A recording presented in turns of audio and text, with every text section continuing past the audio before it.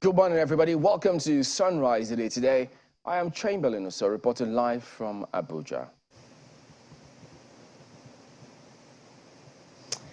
Well, it appears it's a red day from both sides of the divide this morning.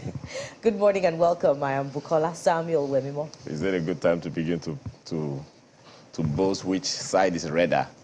Amaya Makinde, good morning and welcome. It is the 24th day in the month of January. Yes, 2023 is 24 days old already. Welcome to the show. Yeah, I think lots of voters would like it to be a red letter day on February 25 and March, such that when they do step out there to vote, it will be such a memorable one for them. But who knows, one way that can be is probably what INEC, their collaboration with the ICPC, EFCC, the police, guess what for this time? To address vote buying, that which INEC says is a cankerworm that seems to be eating deep into the fabric of, you know what they say, free, fair, incredible elections. If you're not used to those three words in our lexicon, electoral lexicon by now, maybe you've not been paying as much attention. But it is a thing, really, especially now that the introduction of the BVAS and then subsequently the encouragement, the enthusiasm many seems to have towards the notion of IREV, the possibility, the chances, the thought, the mindset, the impression, the knowledge that, wow, we can see what's happening with IREV. Many have been revved up, as a matter of fact, looking forward to that, the whole of the process, the entire process. But of course, politicians don't rest on their oars. They want to do what they can to always come out on top. And by the way, this zero-sum game, zero-sumness of our elections, the electoral process is something that several other people, lots of people think we need to address because they say it's at the root of this fight to finish, do or die mindset that politicians seem to have towards elections because they know if they spend as much as they can, or they spend all they can, they use a lot of money, and then they lose election, what happens? And then those of them who spend all that money and win the elections, they get in there, believe it or not, they want to, quote unquote, recoup. So all of those things, if that were addressed, who knows the kind of impact it will have when you have inclusion, when they know that, yeah, there will be something after all. I guess it's something lots of other people have to come to the table and talk about and see how we can work with that. After all, democracy is about ensuring systems that work for peculiar situations. Switzerland they have a unique situation where they elect several presidents and then one president come in and things like that, as if they are presidents in waiting. So why not? But then back to this question of how to address vote buying. I know they've spoken about positioning of the cubicle, the ballot boxes, such that that interface doesn't happen. But politicians seem to always be one step ahead of several plans, such that sometimes when these kind of things happen, they get people's details and they could transfer money to them somewhere or sometime. Well, it's something that I think since the ICPC, the police, the EFCC are all involved, they should have details, of some of what happens in the, I'm thinking now, what do you call the dark web of the elections, if there's any such thing. But it's a good thing, really. It's an important part because if they're saving a lot of money to induce voters on that day, I think the commission, all the agencies as well should invest a lot more time, manpower, resources, to intelligence to ensure that they equally step up and thwart any thought, any plan that these politicians or those ones who want to do or carry out any such activities also have, such that they meet them wherever it is that they think that will be a loophole. Because at the end of the day, if the president has said and keeps saying he wants to bequeath that legacy of a credible election, then all hands must be on deck. We have a role to play as well, but I guess I'll let Ayo and Buki weighing on that one?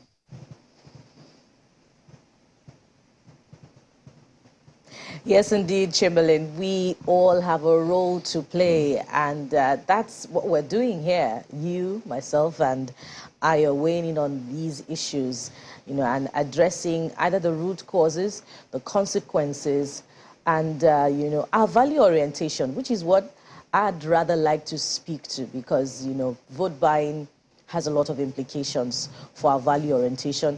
It also has implications for the economy, which is, the root that the stem of vote buying, comes from. We talk about weaponization of poverty. We talk about areas, where poverty is endemic. How will the youths in those areas, resist the urge, the temptation of vote buying? So it is really critical to look at these issues. But one thing that you've also driven at, Chamberlain, is the positioning of the ballot box during election day, which is what the INEC chairman addressed at Chatham House. And he says that over the years, INEC has, devised means of addressing or tackling vote buying before it even takes off. He talked about banning the use of mobile phones in the cubicle. He talked about bringing the ballot box close to the voting area, but politicians just they've just found a way, they've devised a means of maneuvering through these checks and balances such that somehow vote buying still takes place. And this is where the call for Electoral Offences Commission comes from. During the off-cycle elections that we had in 2022, there were cases of vote buying, that were discovered. Where are we in all of those cases? Has there been any prosecution such that it will raise hopes that vote buying can be deterred in the coming elections? I doubt that there is any such thing. But then again, we must also, be optimistic about this awakening that, came from 2022, the youth participation in politics and this resolve to own the process. We hope that that will be seen in the coming elections, such that the youth themselves will say, no, we must stand for something this time around. We must own our future, so we will not stand for vote buying. That is the only hope, for the 2023 elections and for the next 4 years, because the value of a 5,000 naira per vote has already been decided for the future of those youths in the next 4 years and perhaps in the next 8 years, if they fall for the temptation of vote buying. Guys, you've spoken quite eloquently, but, there's something, Chamberlain, you often say that I would want to quote again. You know what someone will do by what the person has done before. Question: how have we handled vote buying prior to now? I'm not sure what section of this new law outlaws vote buying, but I remember that in the now extinct Electoral Act, that you pay money to any person for bribery or whatever, you stand a chance of winning for yourself a maximum fine of 500,000 naira. Yes, you have to win it. Or you get 12-month imprisonment, or both. I believe that it will be in the new law as well. I guess we'll find out in the course of time. But my mind still goes back to the conversation that we've had consistently around our responsibility as citizens. The duties of a citizen are listed out in Section 24 of the Nigerian Constitution. Which one of them? Should we be approaching those things? I think it's a question that we need to answer for ourselves in the interest of all that's just and fair for us as a nation.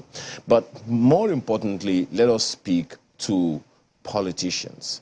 I don't know who looks for a job and pays to get a job.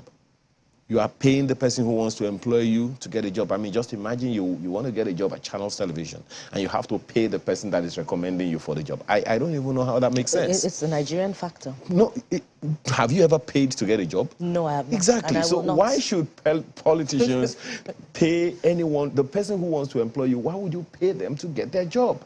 perhaps that also speaks to something that many people have mentioned over and over again, which is that the perks of office for political offices need to be reviewed downward, hugely reviewed downward. Too much power in political offices.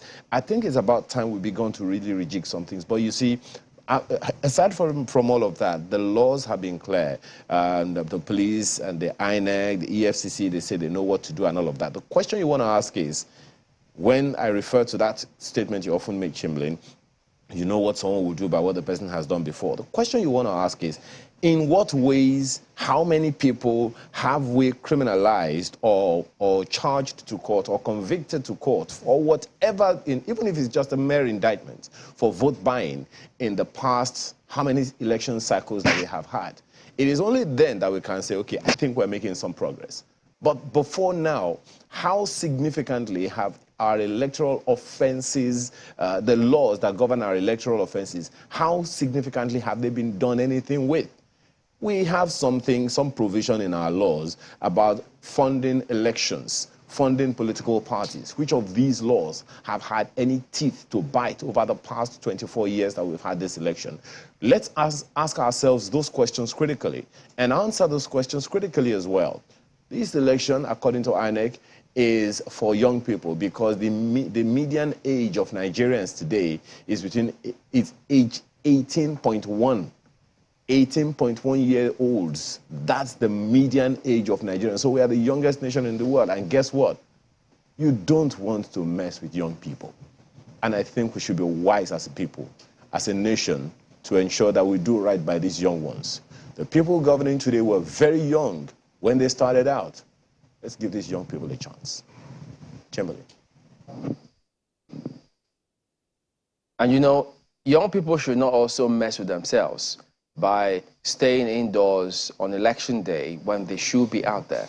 So that is going to be a huge factor. And besides, security agencies also have a big role to play here. I think we all need to be on the same page. We need to know, what are they expected to do? Even though within those few meters where they stand with the ballot box unarmed, what is expected of them if they find someone has committed an electoral offense or someone is doing something they see as vote buying? What should they do? Because it appears as if everybody knows, but on election day, they're all staring themselves in the face.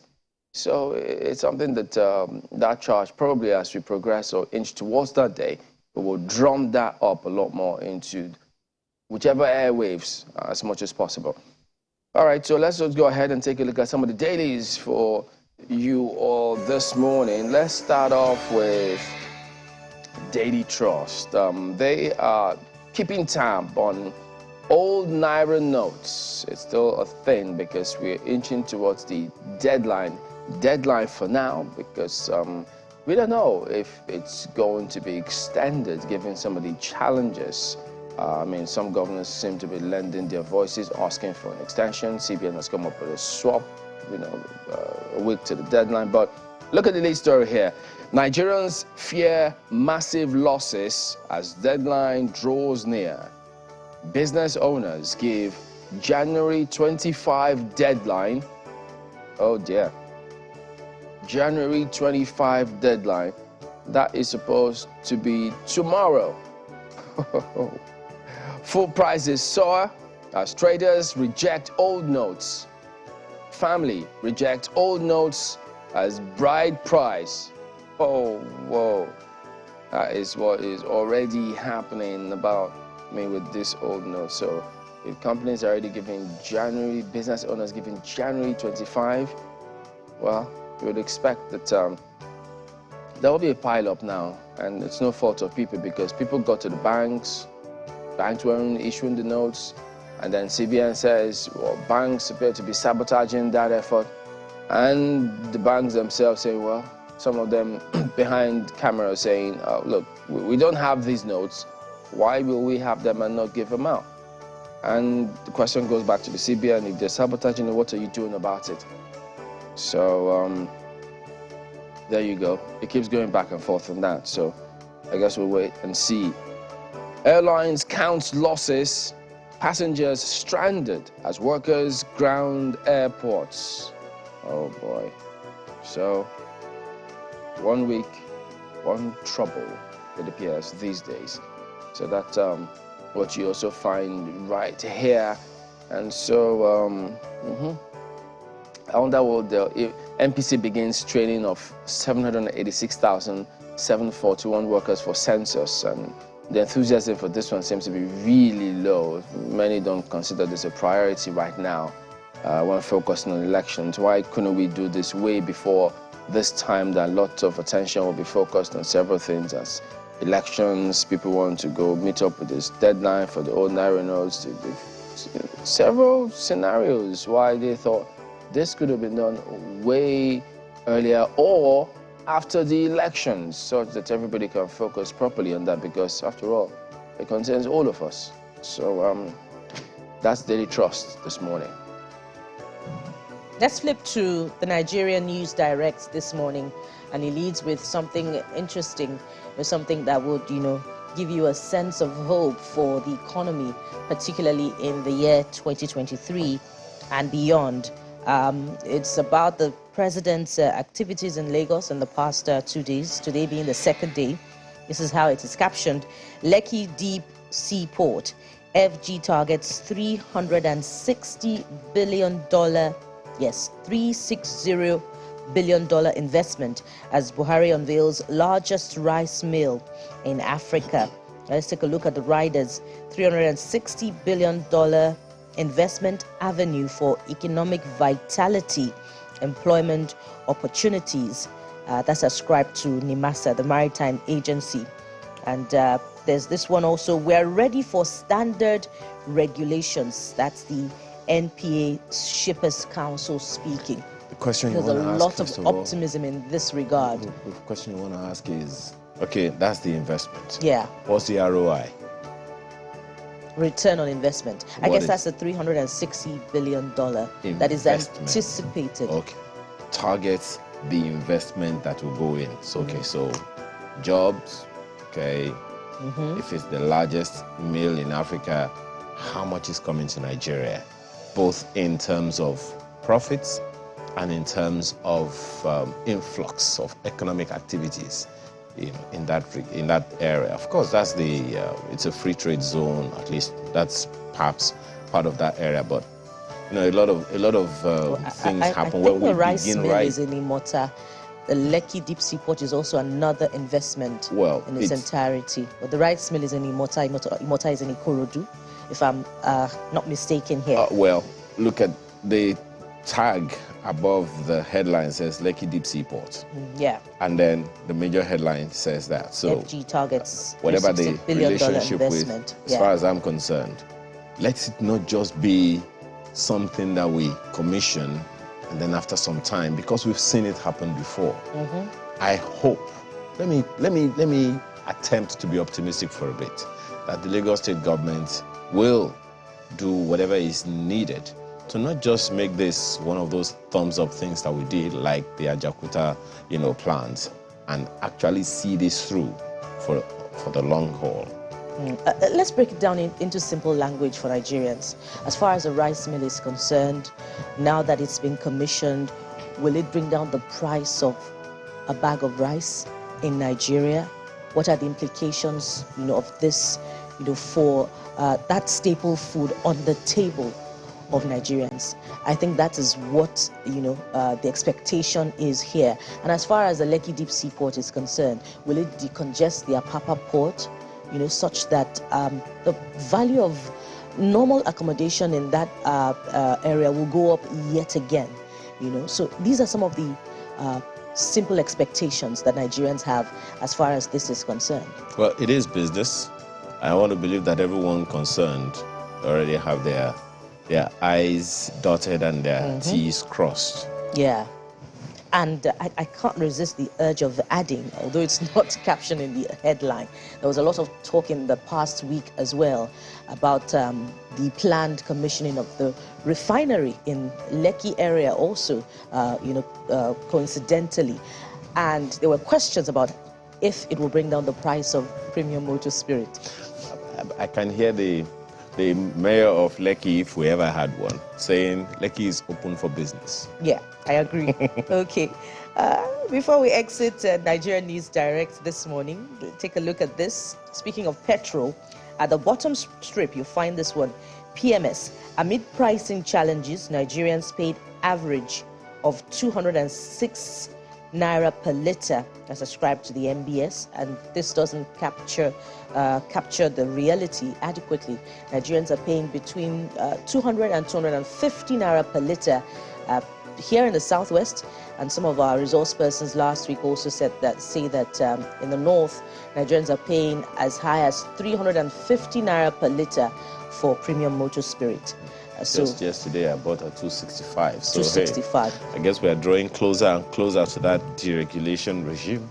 That's if the deregulation is not already unofficial.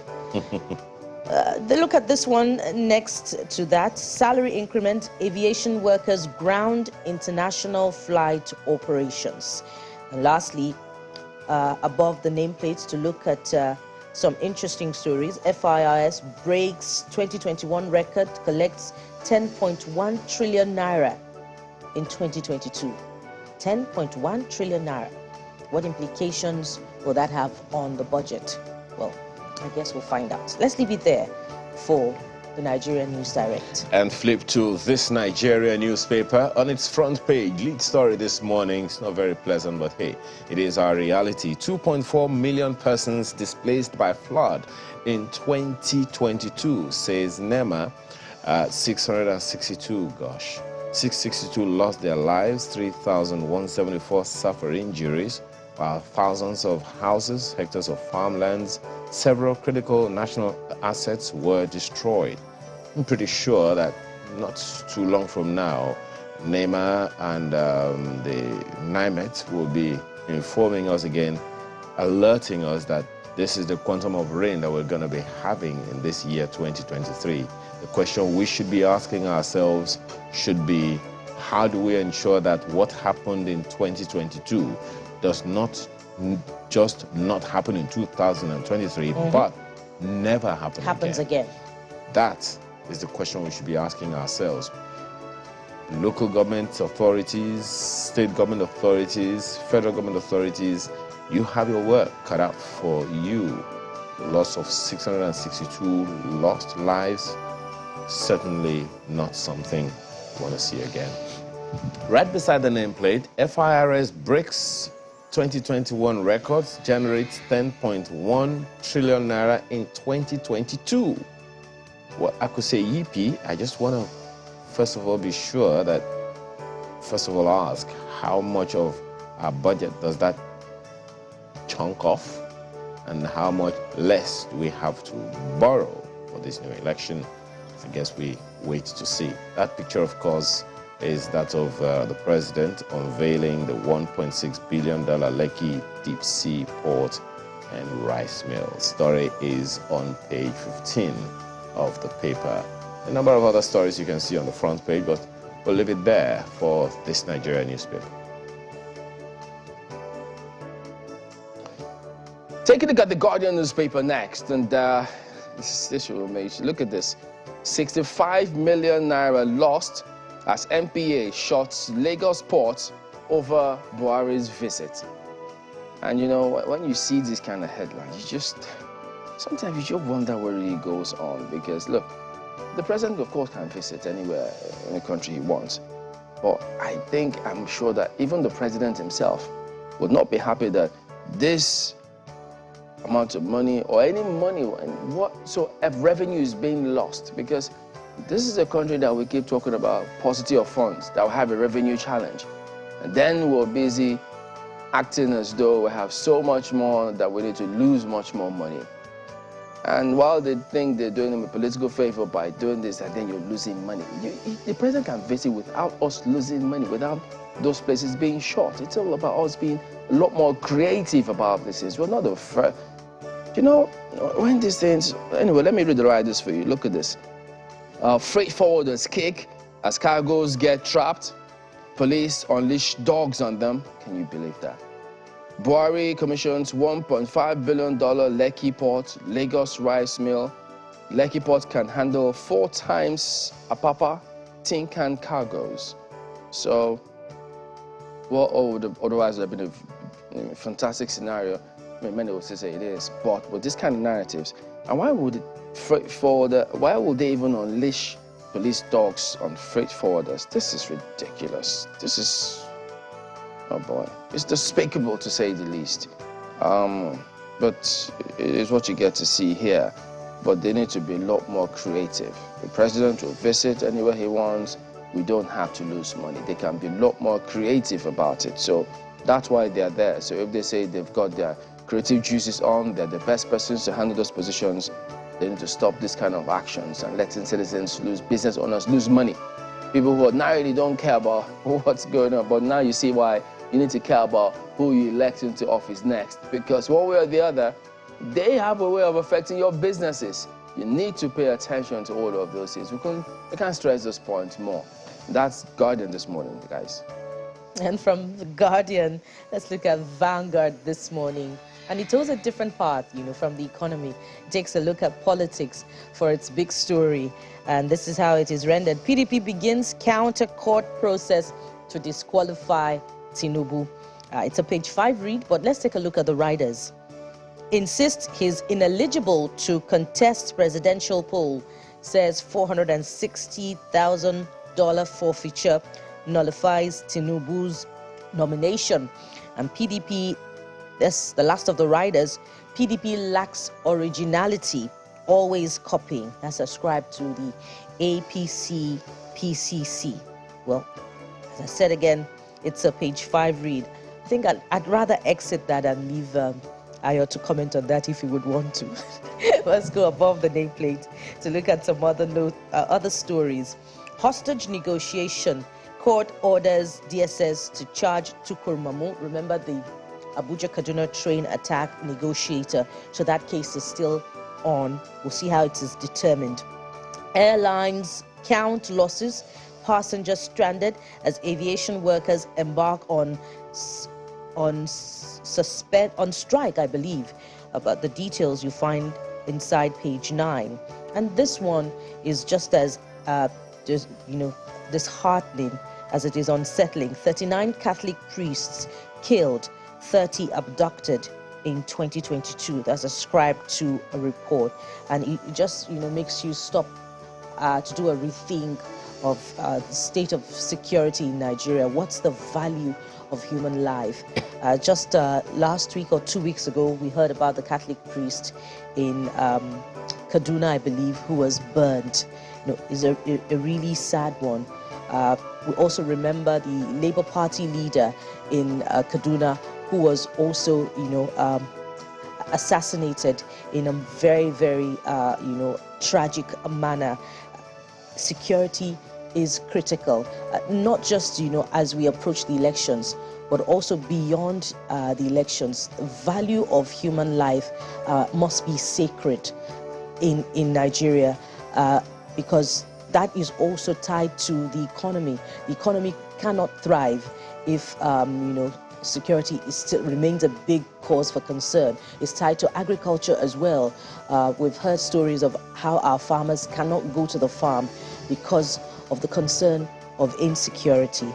We hope that this will be the last of such stories that we'll have to read, and review on the front pages of Nigerian newspapers. Let's leave it there for Vanguard this morning. Leadership newspaper has this on its front page, and oh God. Anyway, more patients at risk as myths drain blood banks. What does that mean? Well, you find the details of that story on page 4, and the graphics there talk about a lot of things. The 50,000, for instance, is Nigeria's blood bank has maintained a huge deficit with only 50,000 blood units, as against the World Health Organization's recommendations of 2 million blood units annually. Find the reason also at the bottom of that graphic, right there on the front page of the Leadership newspaper. And a load of other stories, mostly politics, but then look at this one.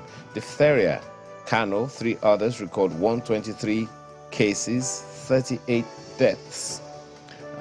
Not very good news, but hey, That is what you have on the front page of the paper. Three political stories there. Obi in Katsina vows to tackle poverty. All northern governors are behind Tinubu, according to Lalong, and $460,000 forfeiture. Atiku initiates court action against Tinubu. All of that you'll find on the inside pages of the Leadership newspaper today. And right above the nameplate, FIRS rakes in 10.1 trillion naira in 2022, sets highest collection record. Stories on page 20. And Lekki Deep Sea Port targets 361 billion naira. My question answered. Question answered. 361 billion naira revenue and 200,000 jobs. Stories on page 21. That's the Leadership newspaper today.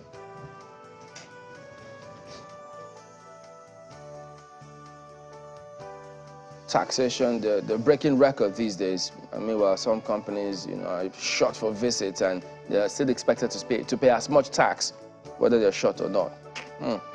Look at New Telegraph anyways. Nigeria moves to overturn PNID's $11 billion arbitration award, says government officials compromised. Bribery allegation false, ascribed to defendant. NNPCL fails to stop Ararume's 100 billion naira suit against Buhari over unlawful sack. Corporations cancel stages walkout in court. So all of that drama going on there. And then beneath that lead story, 39 Catholic priests killed, 30 abducted in 2022, ascribed to a report. So perhaps this is look, it's really sad and shocking. Counters out of tenure elongation for IGP, as the Police Service Commission says it won't encourage attempts to subvert laws. Yeah. That is New Telegraph today, which ends the look at some of the dailies here this morning. Just give us a moment, we will be back. This is what they call 21st century. When my customer say I want to use POS, I will just bring out my phone, open the application, press this code. I don't have anyone that using POS anymore.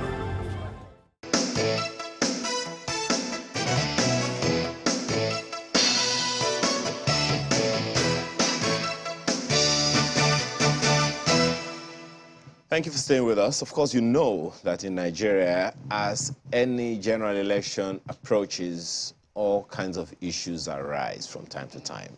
And usually at the presidential level, the presidential candidates always having a go at each other one way or another. Of course, this one hasn't been any different, from issues around SPVs to issues around drug trafficking and all those things. All kinds of things being said by all kinds of people. Add to that the conversation we had yesterday, where we are told that, look, there is no saintly politician anywhere in the world. Well, how much of that is legal or not? Well, we'll find out this morning from Mr. Femi Falana, who is a senior advocate of Nigeria. He joins us right here in the studio. Thanks for joining us this morning. Thank you very much. So far, you at least, I know you were very, very active in the Second and, well, in the Third Republic mostly. Maybe in the Second Republic you were as involved. I'm not sure, but No, in this republic. no, I'm trying to build up to somewhere. What would you say is significantly remarkable in this particular election compared to all previous in this republic and even in the Third Republic? The only thing I find remarkable is the interest being shown by Nigerians, particularly young people, in taking back their country. I'm not sure they can take it back, but in participating in the elections. My apologies, sir. When you say take back or taking back their country, you know that many people need to understand what that means. That's what I'm saying. What does it mean when you say that taking back a country, okay, is to take it back from political buccaneers and economic saboteurs.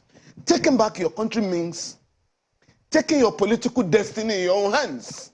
I'm not quite sure that is likely to take place here, but at least some attempts are going to be made in this election for people to insist that their votes must count. That's the only thing I've seen. In terms of the message, in terms of the campaigns, the quality has not quite been impressive. Politicians have spoken generally about our problems. We're going to address electricity crisis. We're going to create jobs. We're going to address insecurity. How? We now need to particularize. We now need to go to specifics.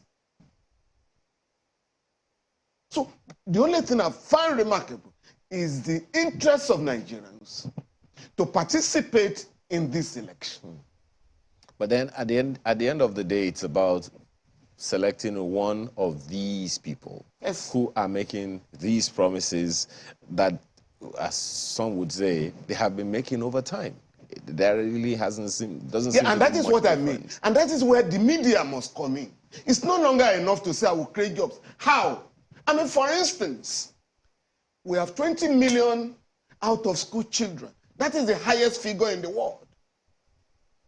There is a law in every state and at the federal level that has made it, that provides a law that provides that every Nigerian child shall be given free and compulsory education from primary to junior secondary school. So you are talking of the first 9 years.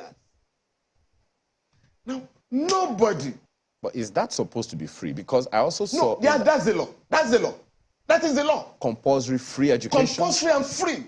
And I'm talking of the Compulsory Free Universal Basic Education Act at the federal level. And each of the states has a UBEC law. Each of the states has adopted the Child's Right Act. And Section 15 of the Child Right Act, Section 2 of the UB Act, provide that every child shall be given free and compulsory education. So no child is supposed to be on the street. Are you saying by the virtue of that then that the governments, federal and state, are breaking the law? Sure. We have a case in court on it. To compel the government to pick children out of the street and enroll them in schools. There are two judgments, one by the ECOWAS court, the other one by the federal high court, to the effect that these laws must be implemented. We have now gone to the stage now where we want all the governments compelled to remove children from the street. Because, you cannot compete. Your children cannot compete with Rwandans and others who are being taught how to use computer in the primary school. Well, I guess that's just a second. I want you, as journalists, to challenge politicians. Well, we are challenging them right now through you. But, this is one of those promises. One of those promises. Yes. But then the contending issues are still there. Just a second, yes, so that we can really talk about the issues, for the day, because this education thing, as exciting and passionate as it is, it can be a distraction to the real issues of the day. Then some of the major contenders... It's the most important issue for the masses of our people. I'm not talking of the elite. I agree with you. However, the politicians contending for office have begun these brickbats all over again against themselves. No, you did this, you did it, you did that. Okay, so speak to this SPV and the cases, PDP against APC, APC against PDP, for instance. How significant is that? They are diversionary. Nothing will come out of it. We have 30 days to the election, 31 days with effect from today. If the allegations are investigated as being demanded, who is going to arrest a candidate at this stage?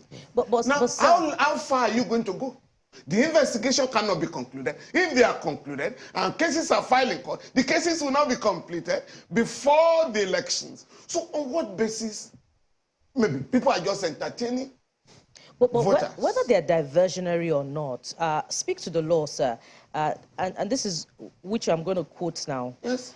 A presidential candidate will be disqualified if they have been indicted for embezzlement, fraud by Judicial Commission of Inquiry or Administrative Panel of Inquiry or a tribunal set up under the Tribunal of Inquiry Act, the Tribunal of Inquiry Law, and all that and all that. Where now, are do you these from? investigations... Where?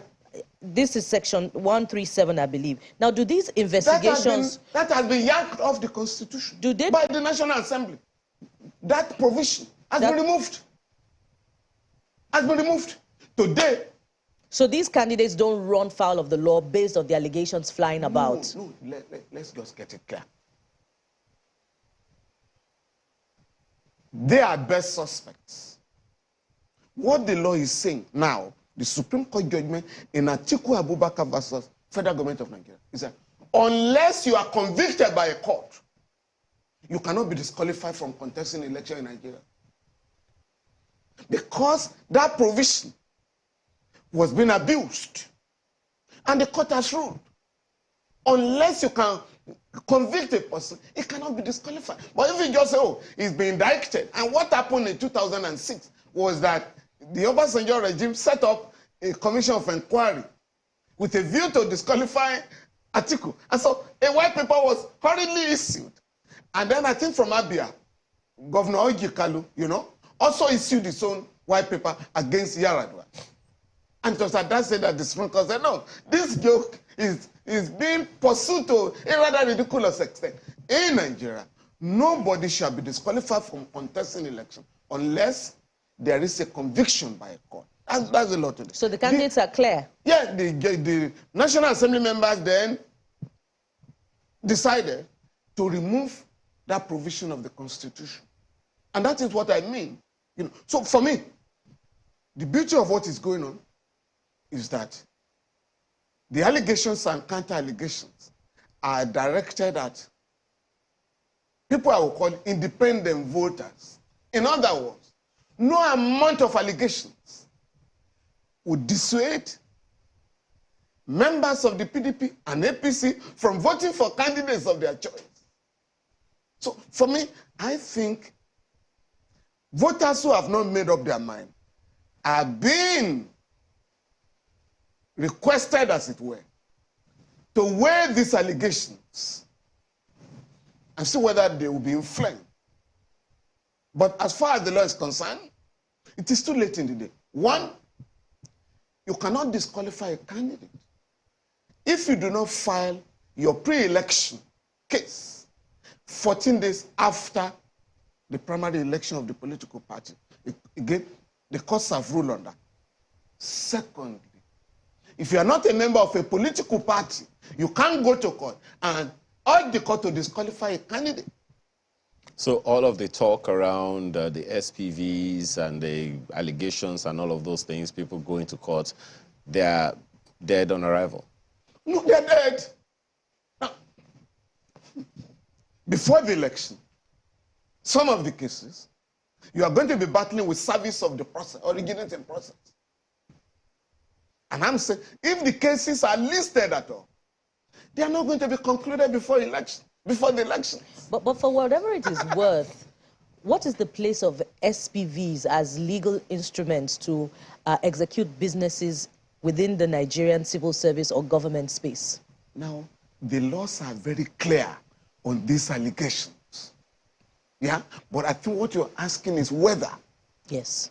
Anything can come out of these allegations and counter-allegations. No. The question is, what this so-called special... SPVs. For me, I don't want to be drawn into making pronouncement on the allegations and counter-allegations. I can't. I will not go into that because I'm not a court.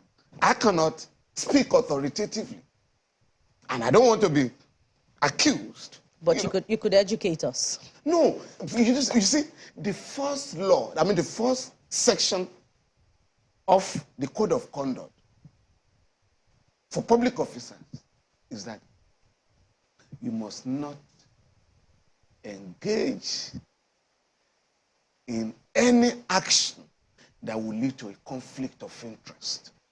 That's the law.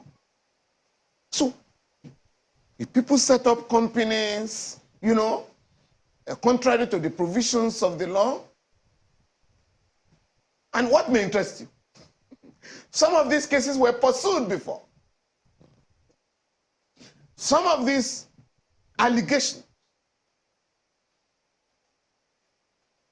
petitions were written about them before. what happened to them? So the point I'm making therefore is that these politicians are either making this allegation because they know they don't go far. But it's either that there are no issues to address. So let's divert the attention of voters and subject them to some entertainment. But in terms of what you can make out of these allegations, the law cannot help either parties. It's only the electorate that will decide. And I think that is the purport of these allegations. Are these people you want to vote for? Do you want to vote on the basis of integrity or accountability? For me, that is the only advantage of the allegations. But they won't go far, as I've said. There are legal entanglements. Okay, well, still speaking legal now, I don't know why it is of interest, let me use that word, and not conflict. Because the Constitution is clear in Section 134 about 25% in 36 states and all of that. So why do you think conversations around that is coming up now? Because there is a lot of talk about whether or not a candidate stipulated in the law to win 25% in 36 states will matter with or without the FCT. No, I think the concern that has arisen is that looking at the campaigns going on, people are wondering whether any candidate will meet those stringent constitutional requirements. 25% in at least 2/3 of the states, and of course, majority of lawful votes all over the country. But the Constitution is clear. Yeah, no, nobody is saying that the Constitution should be amended at this stage. It cannot be Because amended at if this stage. no candidate meets the requirement, then you are going to have a fresh election. What do you, from your experience, what do you see happening? No, I would rather use the expression that is common in America at a stage like this. For me, it's too close to call. I'm not sure the picture will become very, very clear until about 2 weeks to the election. But as of today, it's difficult to say it is this candidate or that candidate that will win the election. Why do you say so? No, because I'm following the campaign. But is it that clear, Senior? And Nigerians are discussing. When the status of the FCT, is being, revisited, especially with the position of the former NBA president, that in the past, some presidents had not won the FCT. So does it invalidate their election, the fact that they didn't win the FCT, even though they got 25% majority? No, it doesn't. It's not a requirement that So you must win. What's the status of the FCT in the election, in the Constitution as captured? No, today, the courts have ruled that pursuant to Section 299 of the Constitution, that the FCT should be treated as a state. Yeah, that's the law. That's the law today. So it will be different in this coming election? For sure. If a candidate didn't win the FCT? No, you don't have to win the FCT. If you meet the requirement, that is 2/3 of the majority of states in the country. 36 states. You don't have to win it. You don't have to win the FCT? No. Now, what are the things? I mean, you began by speaking very, very generously about what the electorate need to be paying attention to. But there are those who what the politicians should be addressing. This is what the electorate want. Access to health, education, But hitherto, we've never really been able to interrogate those issues. No. In the Second Republic, or even though we're very young then, in the Second Republic, elections were issue-based. In the First Republic, elections were issue-based, particularly in the Second Republic, where we're talking of, in this part of the country, in the Southwest, we're talking of the 4 cardinal programs of the APC. Free education, free health,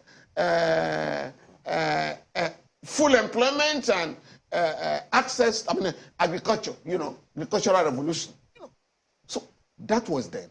And of course, that's by the UPN. And the MPN was talking of qualitative education, mass housing, and so on and so forth. Socialist programs. No, MPN, no.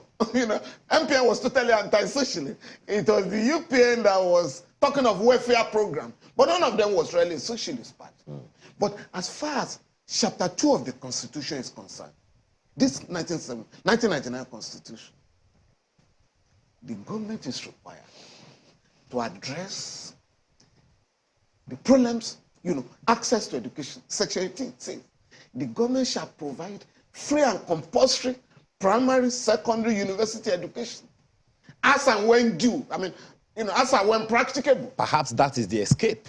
No, Mr. Falana. That is the escape for the ruling class. But what has been done since then is to compel the government to enact some laws, particularly the UB Act that I was talking about, to say, at least at the primary school level, let us get everybody to go to school. Perhaps, again, let us address adult illiteracy. Mr. Falana, perhaps that is the escape. And I said that because, okay, since the Constitution has added that proviso, as and when we have not practicable. gone beyond that. Just a second. Yeah. I mean, a number of the states are saying they don't have enough money to take care of some basics. No. On that, there is a provision. Every year, 2% of the consolidated revenue of the federal government will be warehoused in the UB fund, and UB Act, UB fund. Each state will contribute a counterpart fund to access the money. You cannot be awarding contracts, multi-billion-dollar contract, and you say you cannot educate children. It's about priority.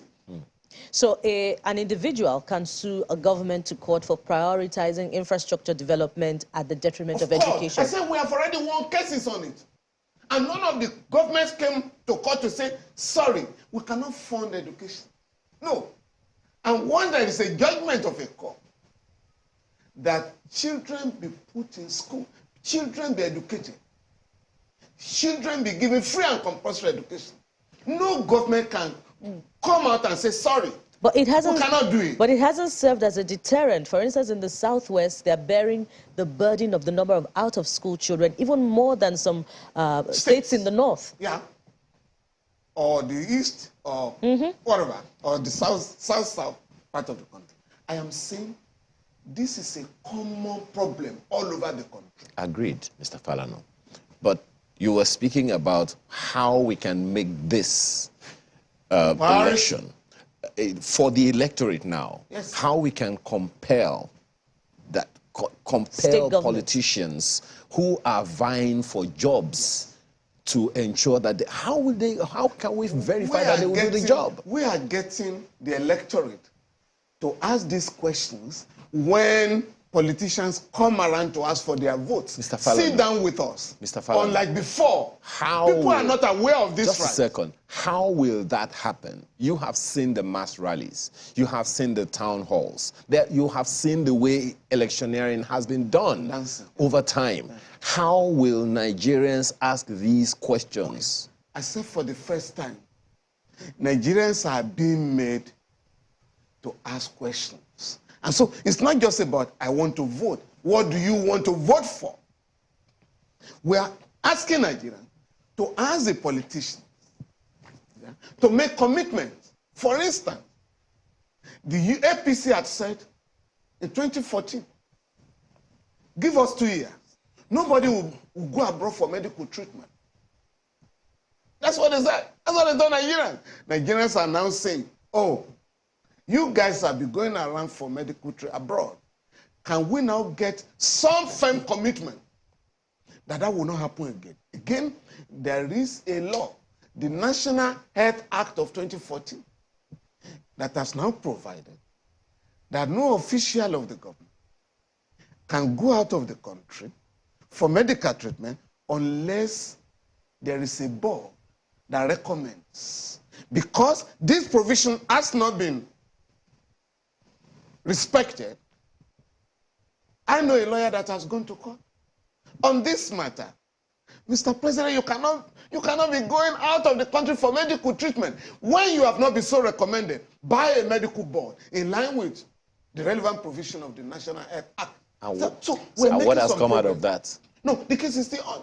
And in line with that, Mr. Falana, The case is still on. at the town halls organized by channels with, the presidential candidates, they are being made to sign a pact that will be a form of commitment to the promises that they're making. You mean by the National Peace Committee? No, the town halls with the presidential candidate that channels has been, having in conjunction with their partners.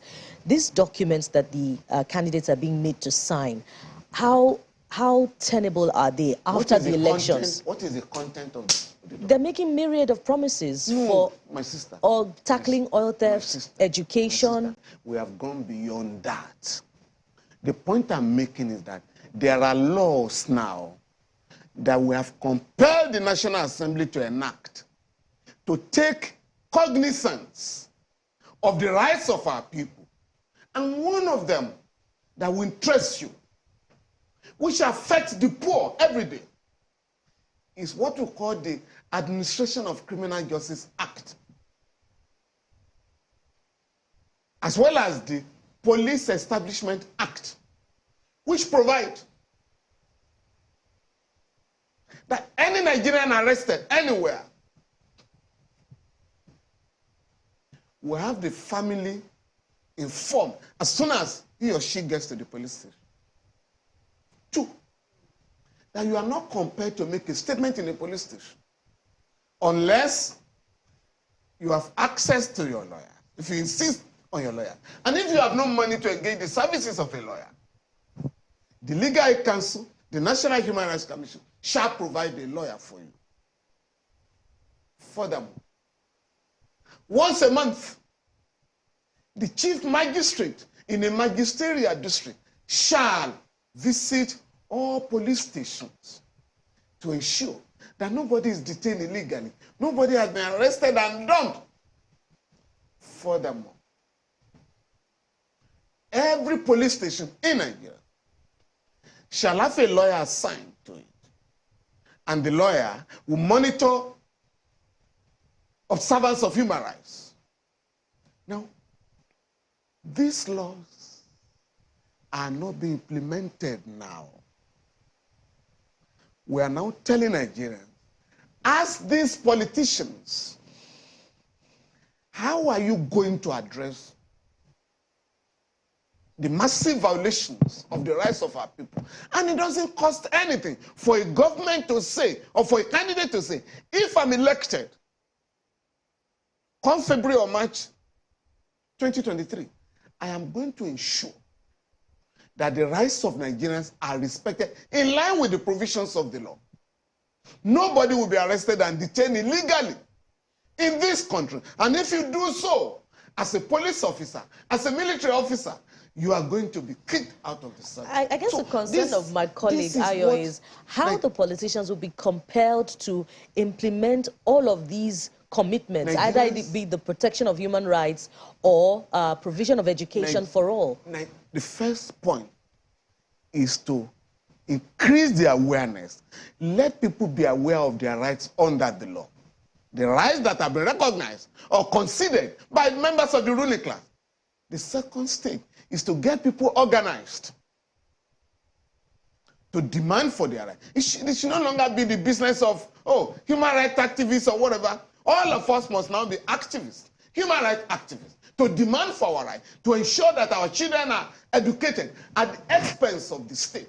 And let a governor come out to say, sorry, we have no money to send children to school. We can then say, hey, come, you haven't looked at these areas.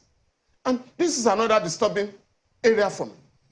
That the political parties and their candidates are not being asked how they are going to generate fund to address infrastructural decay in the country, to provide services for our people, and to fund education and health. Well, it's an endless conversation, Mr. Falana. And let's just hope that all the lawyers and all of the political parties will be able to look at these laws that you're talking about. But let me quickly... time for... Yes, I want to ask Mr. Falana Yeah. about a conversation we had earlier about vote buying. Now, the police, INEC, EFCC, and all of them, they're talking about how they intend to tackle vote buying. They had a session last month, December, and they've had another one yesterday. But I also recall that in the I'm not sure, you might want to help us know exactly where in the Electoral Act 2022 the law outlaws vote buying. I know it was some I think it's 134 of section 134 of the 2010 Electoral Act, that 500,000 naira or 12 months or both would be the penalty for vote buying. And I think there are two such named. I don't know where it is in this Electoral Act. So I believe that there are laws that criminalize or outlaws vote buying. How significantly do you think any of these laws can be enforced? Because hitherto, there are those who would wonder, have we ever really been able to successfully deal with anyone, arrest or deal with anyone caught for buying votes? If you look at sections 114 to 125, the electoral offenses are stipulated. Unfortunately, by virtue of section 150, it's INEC that is empowered to prosecute electoral offenders. And INEC has come out to say, sorry,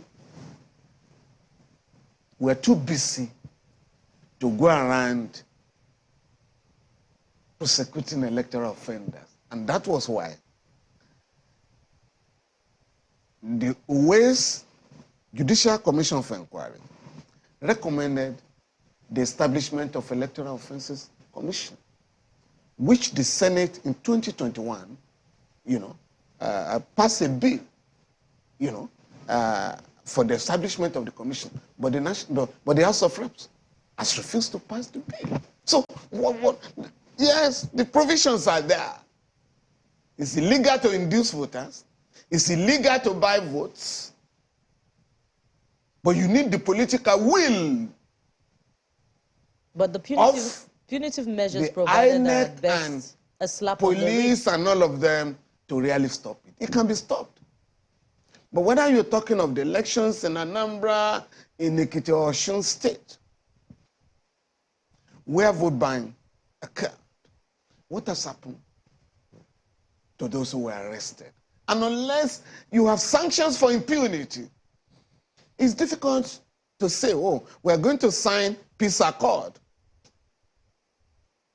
When I see people, marching to Abuja to sign peace accord, I laugh. Because before leaving the venue of, the peace accord, offenses have been committed. And by the way, it's only warriors that sign peace accord. If you are going to have elections, supposed to be a democratic exercise for people to choose their representatives, you don't need to engage in wars or in violence. But again, I can tell you, to the best of my knowledge, not less than 200 people were arrested for vote during buying. the primaries. No, during the primary conducted by the parties, primary elections conducted by the parties, who has been charged before any court. Mr. Falana, I won't let you go without getting your thoughts on the concern of your colleague, Senior Advocate of Nigeria, also Mr. Wole Alanipekun, on Section 65 of the Electoral Act, the concern about the powers granted INEC to review itself on the declarations of results. What are your thoughts on it? Well, with profound respect to Chief Wole Alanipekun saying, the provision is in order. It's born out of our experience. You have a situation where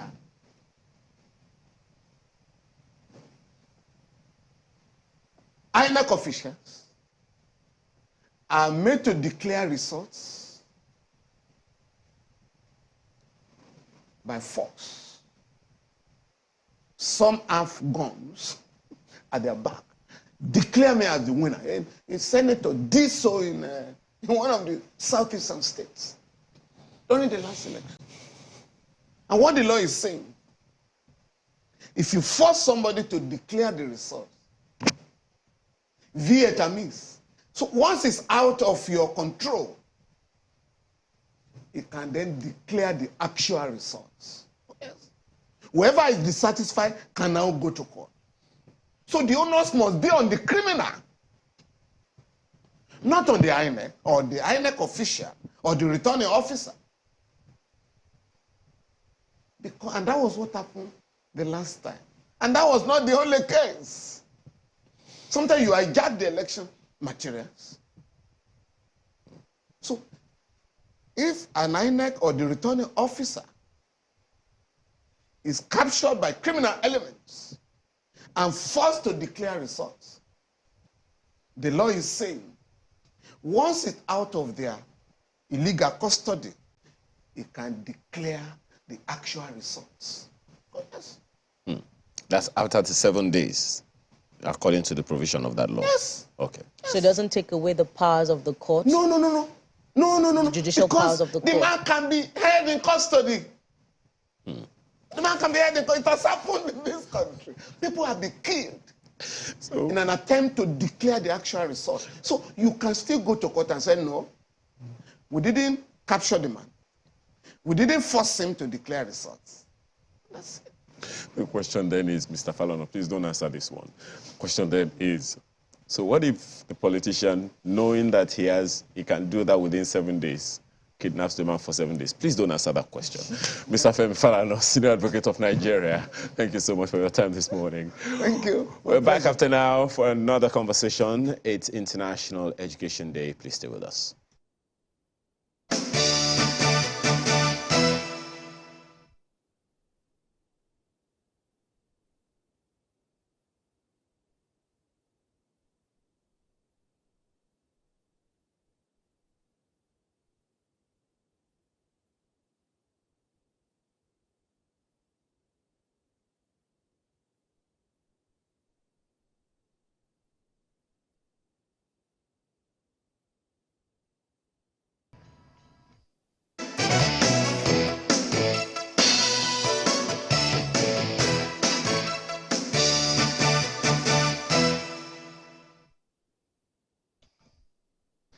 All right, welcome back. So that is what we're focusing on, especially as the world commemorates International Day of Education. We're focusing on Nigeria.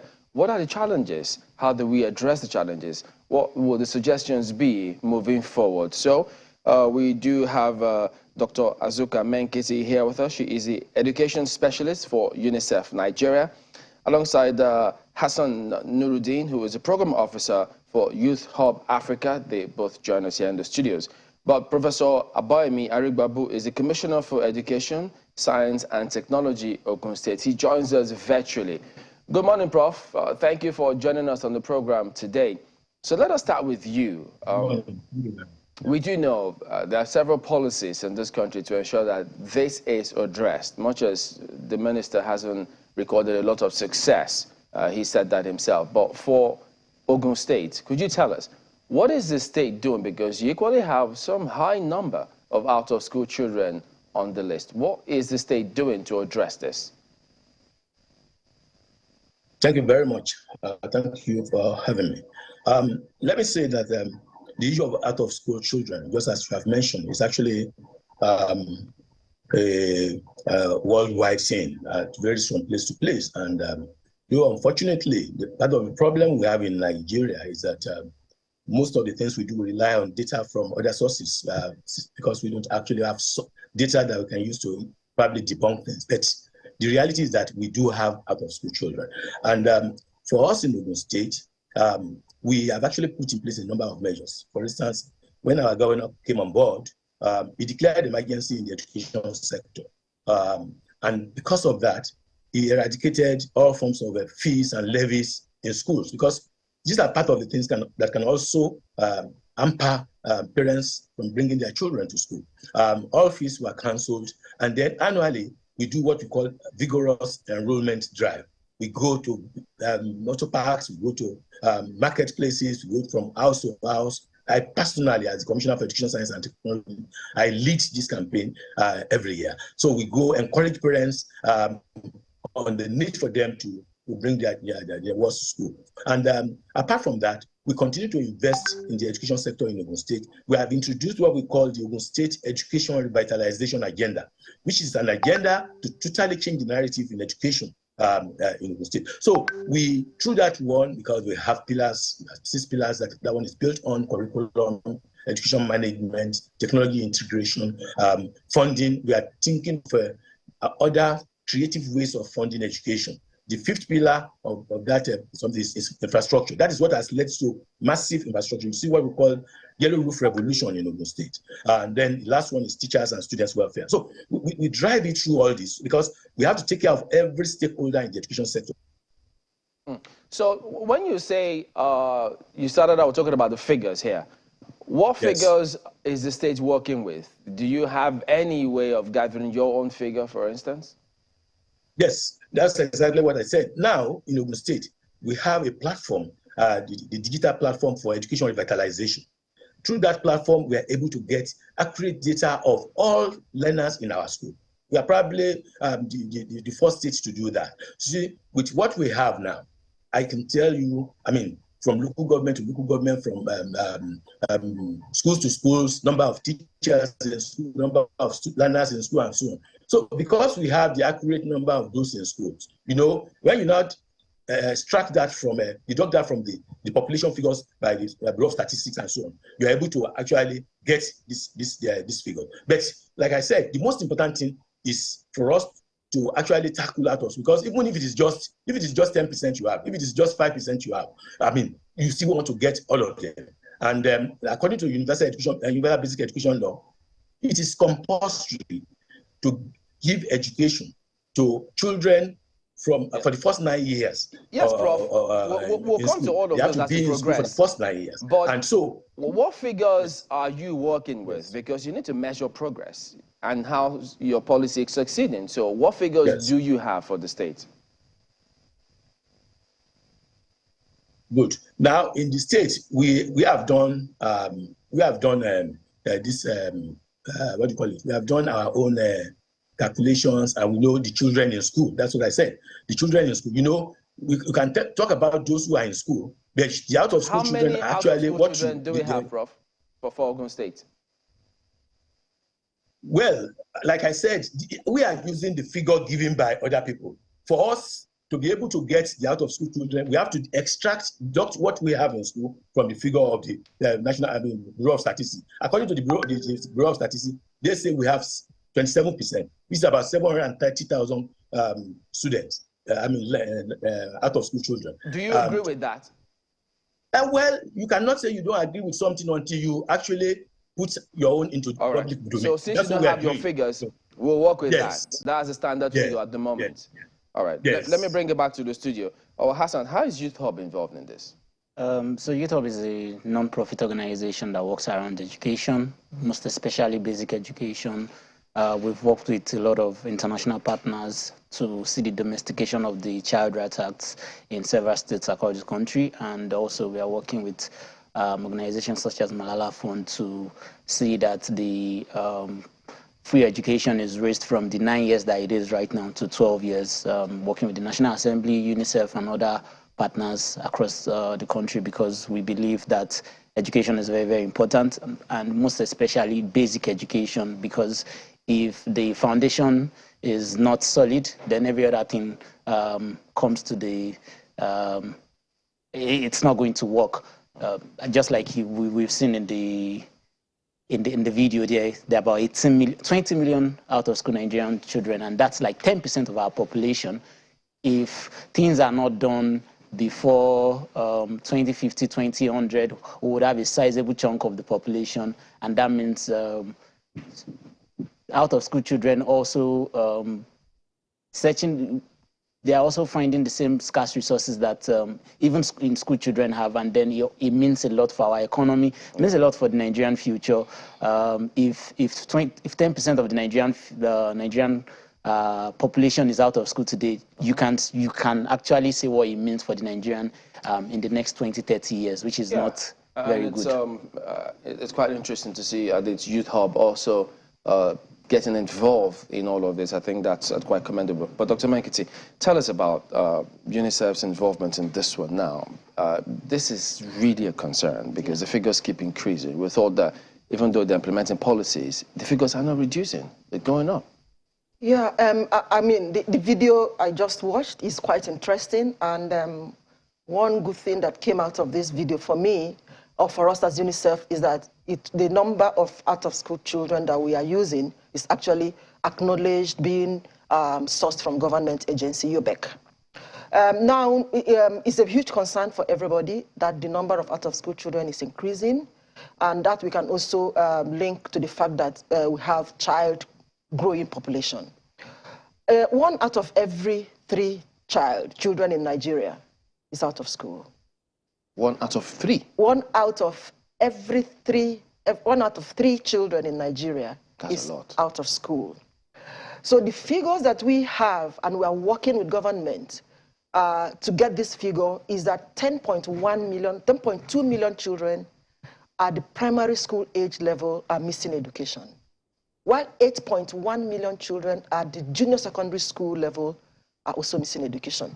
Why are we disaggregating this data? It is important for everybody who wants to strategically intervene in reducing the number of out-of-school children in Nigeria to understand the categories and the number of children who are missing education at different levels of learning in Nigeria. And again, 12.4, our figures also show that 12.4 million children out of these figures that we have never attended school. And 5.9 million are those ones who dropped out, who left school early. So this 12.4, yeah. What age brackets are there? So across the 2 age school brackets, across the age bracket of primary and lower secondary education. And so the concern for everybody is that Nigeria contributes 15% of the global number of children who are missing education in Nigeria, in the world. So we should be worried as a country. And I must tell you that UNICEF is worried, UNICEF is concerned, and that is why we are working with federal and state governments in 3 key areas. Reducing the number of out-of-school children, because all of these areas are linked. Both learning and access are linked in contributing to the number of children who are missing education. So for us as UNICEF, we are working with government at the federal and state levels to transform education and also stop learning crisis. As long as we don't address learning crisis, out-of-school children will continue to increase.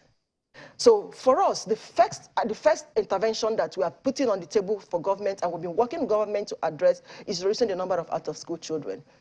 First of all, we are supporting government to provide safe, secured, and violence-free learning environments, both for formal and non-formal learning settings.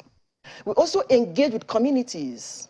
I heard the professor talking about enrollment drive activities. We engage with communities because we need to address social norms and gender issues that contribute to the number of children who are missing education. So we engage with communities, we work with traditional institutions at the highest level of traditional authority, at the communities, and especially in northern Nigeria. So we engage with communities to address those social norms and cultural practices that actually inhibit access to education for children. So what are the basic things that you look out for to address the learning crisis, for instance? Well, what is learning crisis?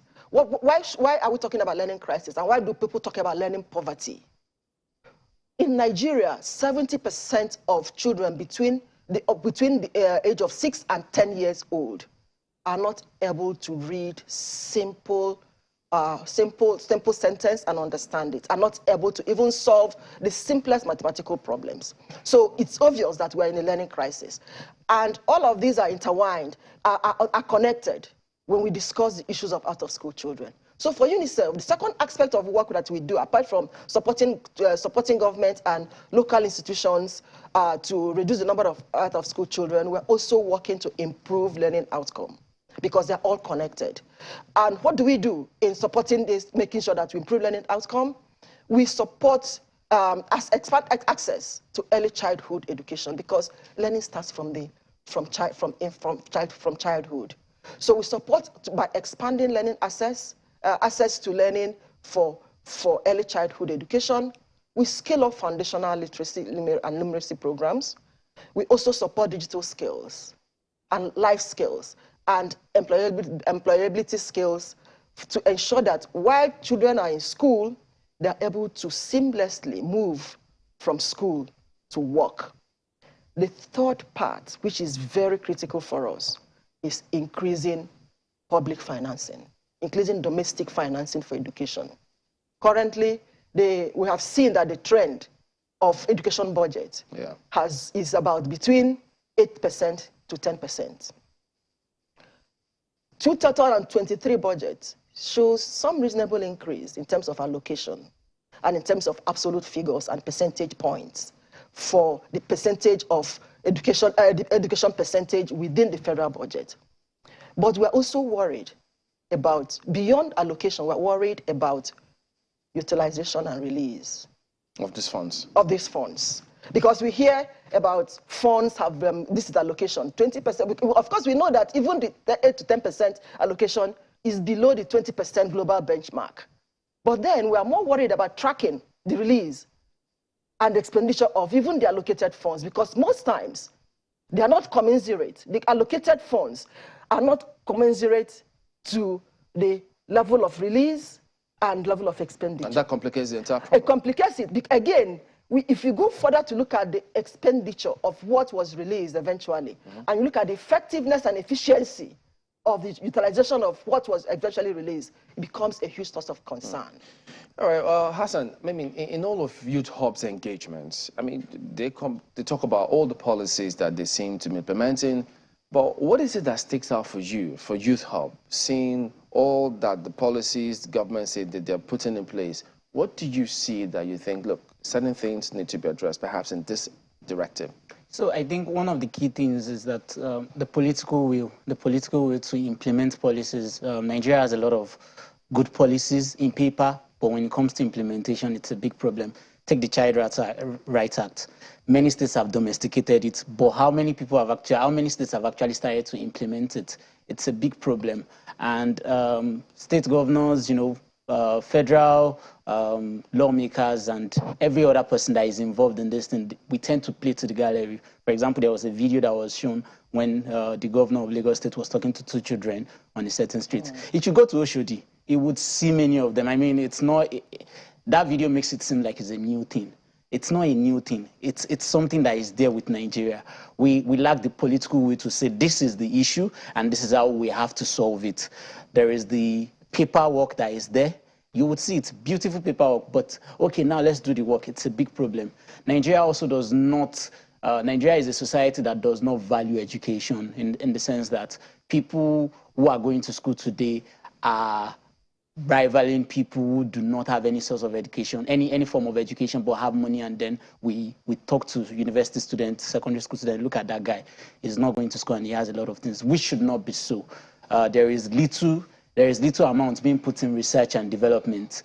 So even when there is the educational part, people do not go into research and development to bring out new innovations that would help the society. And so all these things, they are linked together in such a way that education does not seem like a big deal for us. If you look at the budget for the Nigerian, in the 2023 budget that is going on now, it is below the benchmark, just like she said. 15 to 26% is what UNESCO gives most nations that you should do. And for Nigeria, that is a developing country, we even have to do way higher than that, because that's 10% of our own population not having any source of education. All right. It's a very big deal for us. We'll go to break now, but when we return, Prof, you'll speak to us, but we'll also take more recommendations concerning what more do we do to ensure that we address this challenge. That we'll talk about when we return in just a moment. Do stay with us.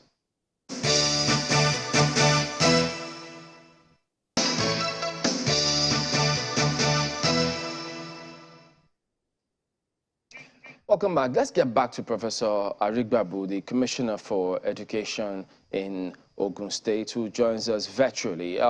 Prof, so tell us, what targets, does the state have any targets to ensure that, look, between so and so time, we want to ensure that we get this amount of children back into the schools and then move further from there?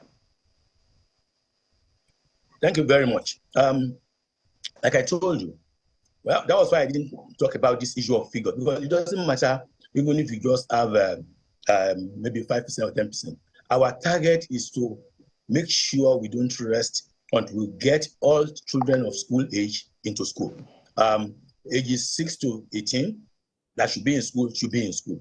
Now, the other thing is that because of the need to ensure that we encourage parents to bring their go to school, and then even maybe civil servants and so on, all our primary schools, in the past, what you have is primary schools where you can only take children of age 6 to school. But now, all our schools have the nursery, that is the early childhood center, attached to them.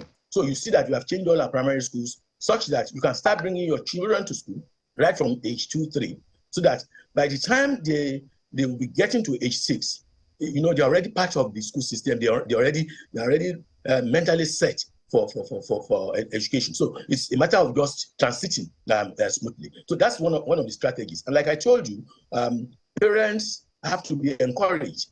The tendency is for people to say that a state where we pride ourselves as the education capital of Nigeria, where education started and so on, and you just go and rest on your ass, you will be surprised what you see, because you need to encourage parents. There are a number of parents that have reasons not to bring their wards to school. Though the security problem is not so much in the southern part of the country, but notwithstanding, we still have pockets of security issues, which can actually make it. So for us in Ogun State, we are also investing on making sure that our schools are secured. We have a plan of ensuring that we can now have more maybe walls in our schools where there are no fences, and also we are engaging the parents, what we call the parents club, and also the various stakeholders, security agencies, to help us in the area of security. Now, apart from this, the government we have this 250 million World Bank Ogun State, we call it the Ogun State Economic Transformation Project, out of which the education sector is one of the 3 main sectors. So for us, we call it the skill sector, but education is actually driving everything there. So part of what this project is all about is also to ensure that teachers are also empowered to be able to do their work, and then we support the school with various facilities they need in school, so that even when these children come to school, they are able to actually give them what they should give them. And we are driving also with technology. You see, parents, you cannot say because we have gone last year, we will just say, well, next year it will happen. So we cannot rest. We will continue. Every year, we go out on that campaign. We just launched the Out of School campaign in collaboration with the federal government. The federal minister of state was in our state about 2 weeks ago, and we launched. We brought in children from various places. We involved community leaders and then the various maybe local government chairmen and so on, to help us also get more of these children.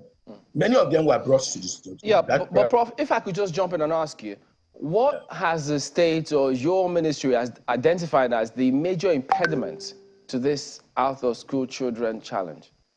Yes, that's what I told you, that for us, ordinarily, you think, if you know about Ogun State, you will say, well, maybe we don't have that type of problem. But every state has out-of-school children, because as parents continue to have children every year, definitely we are adding to school-age population. We are doing enrollment drive vigorously.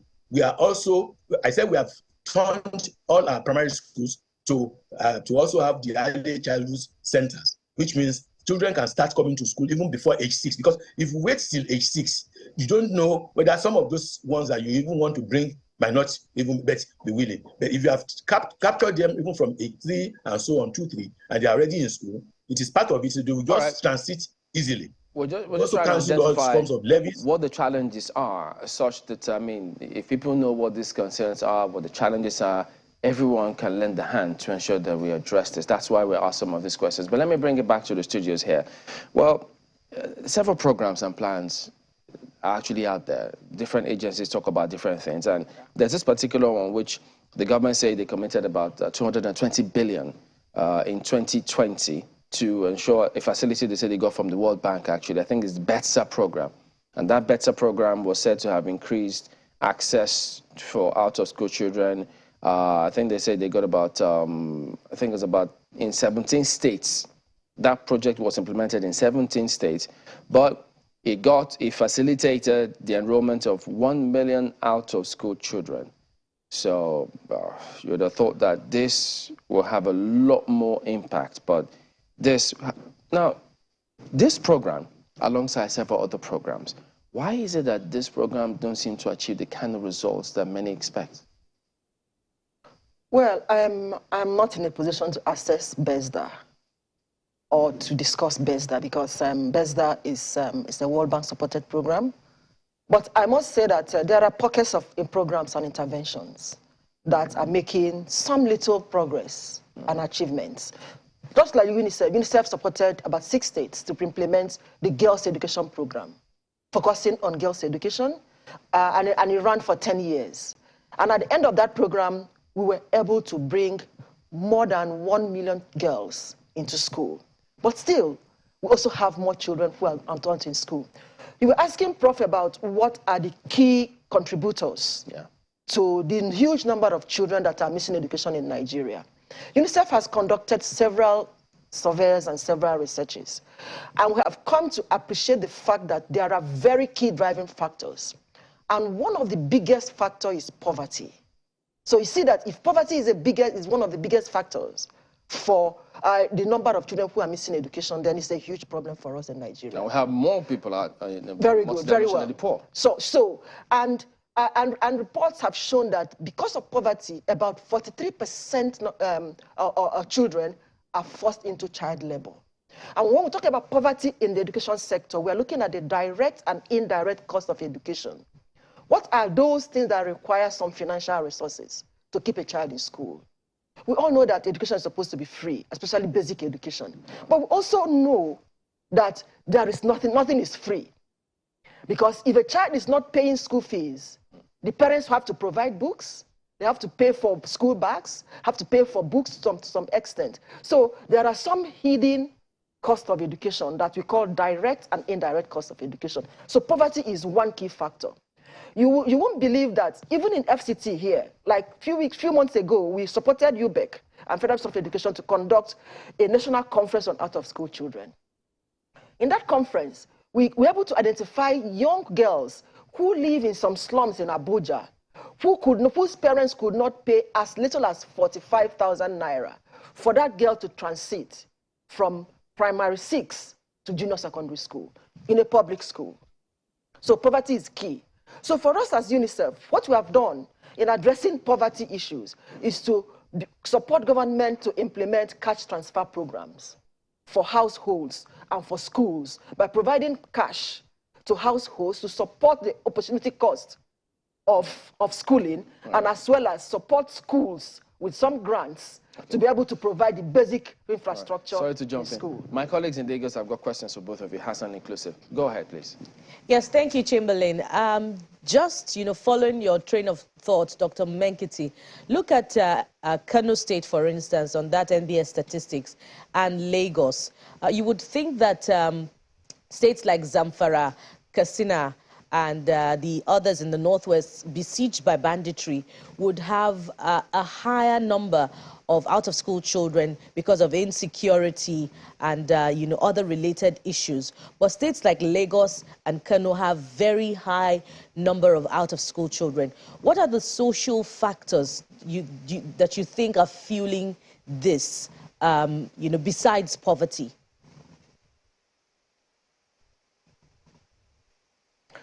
Well, in the first instance, Lagos and Kano, this is about the issues about population. So if you look at the population of Lagos State and population of Kano, and relative number and percentage of children within these states, and that is why in absolute figures, we have more children who are missing education in these states when you compare to states like Zamfara State.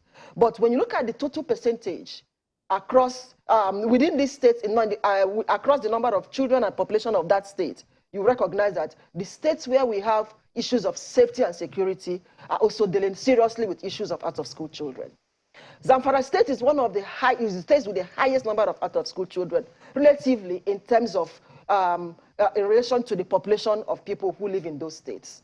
So apart from poverty, security and safety has become another serious concern, another serious factor that is actually affecting the number of children who are missing education.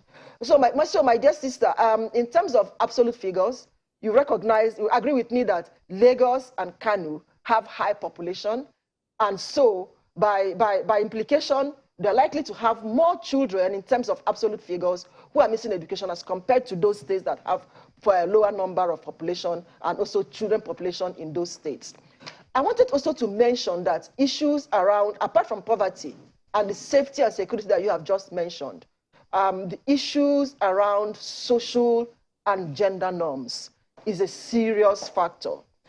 There are some cultural practices that actually impede on access to education, both for boys and girls, but especially for girls. And it runs across the country.